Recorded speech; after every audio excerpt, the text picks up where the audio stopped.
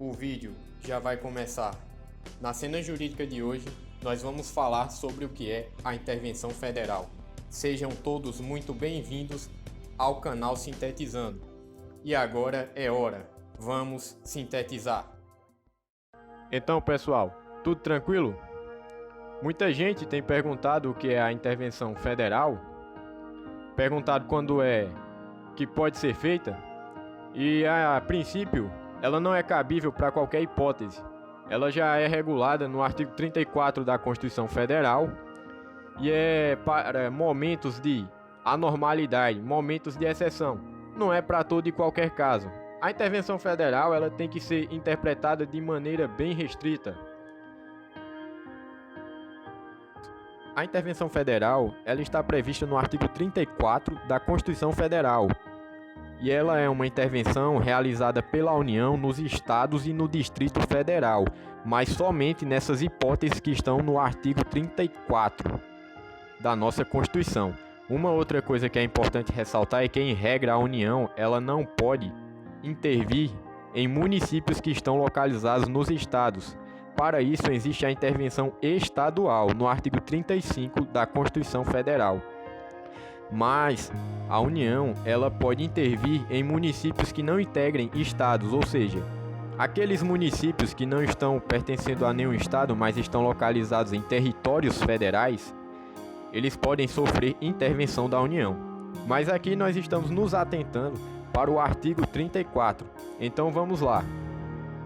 Digamos que você está um dia aí tranquilo na sua cidade e de repente vem um problema aí, um grande problema. Então, esse problema atinge o seu estado e começa a se espalhar aí. Então, quando é que vai ser invocada a intervenção federal?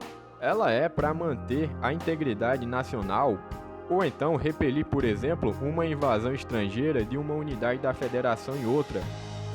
Também serve para garantir o livre exercício de qualquer dos poderes nos estados, tanto do poder judiciário, executivo ou legislativo, ou até mesmo para reorganizar as finanças do estado aí que não está pagando a dívida fundada por mais de 2 anos seguidos, a não ser que haja um motivo explicável.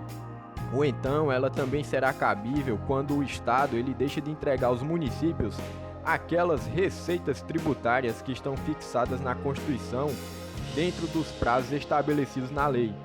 Essas aqui foram as hipóteses que nós resolvemos destacar.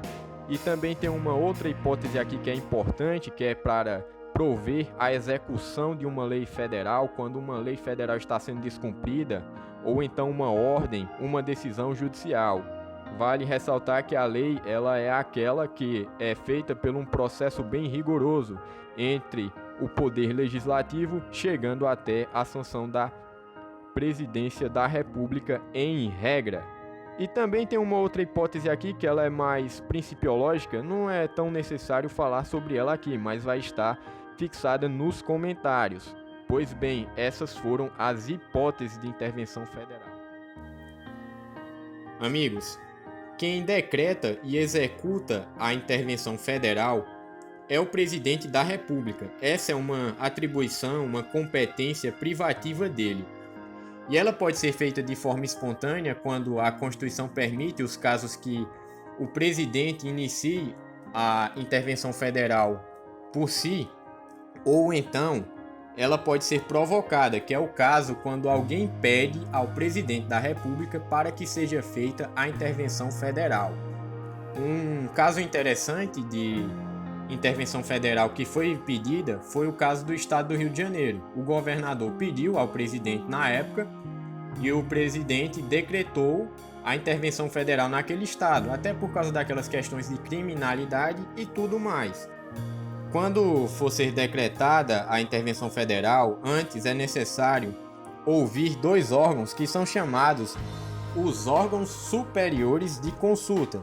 Esses órgãos são o Conselho da República e o Conselho de Defesa Nacional. Eles não estão obrigados a emitir uma opinião favorável ao presidente, mas também o presidente não está obrigado a acatar a opinião deles. Então, o que o Conselho da República e o Conselho de Defesa Nacional disserem não obriga o presidente da República, é só uma opinião, uma consulta.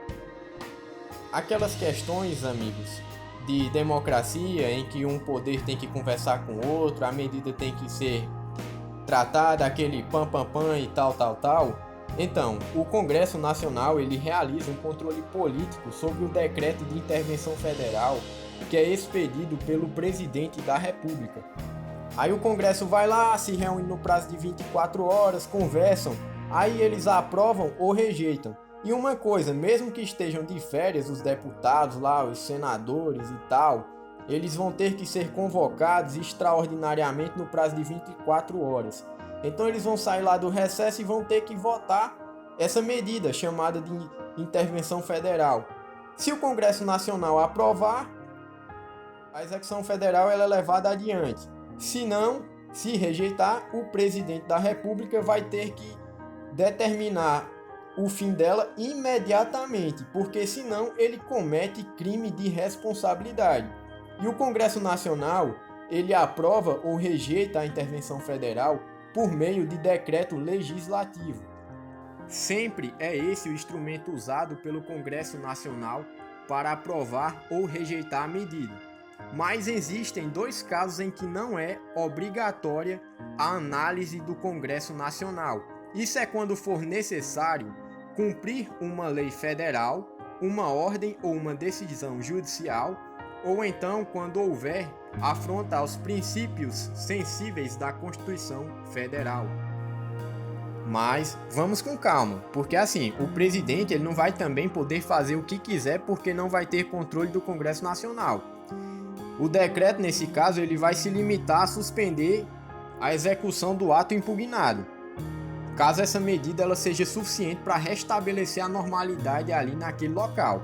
Se não, aí o presidente da República decreta a intervenção federal e tem que haver o controle do Congresso Nacional. Amigos, as autoridades do local onde vai ser feita a intervenção federal, elas podem ser afastadas. Como assim? Sintetizando, vamos lá. O presidente ele especifica num decreto o tempo de duração, as condições e, quando é necessário, ele também especifica um interventor. No caso, tem um secretário de segurança no estado, mas o estado está sofrendo com questões de segurança pública, está tendo altos índices de criminalidade. Então o presidente da República pode colocar no lugar dele um general que vai ser o interventor e durante aquele tempo de intervenção federal, o secretário de Segurança Pública do Estado ele fica afastado. Uma vez que acabou a intervenção federal, aí aquele secretário ele retorna ao cargo. Funciona assim quando houver afastamento das autoridades envolvidas. Uma última coisa é que esse decreto que faz a intervenção federal, ele também especifica a abrangência, ou seja, a amplitude da intervenção federal, onde ela vai ser feita e até onde ela pode ser feita. E aí, gostou do vídeo? Deixe a sua sugestão. Se ficou alguma dúvida, deixe o seu comentário. Teremos o maior prazer em esclarecer e continuar com o projeto do canal Sintetizando. Você é fundamental. Nós somos parte desse projeto. E até o próximo capítulo.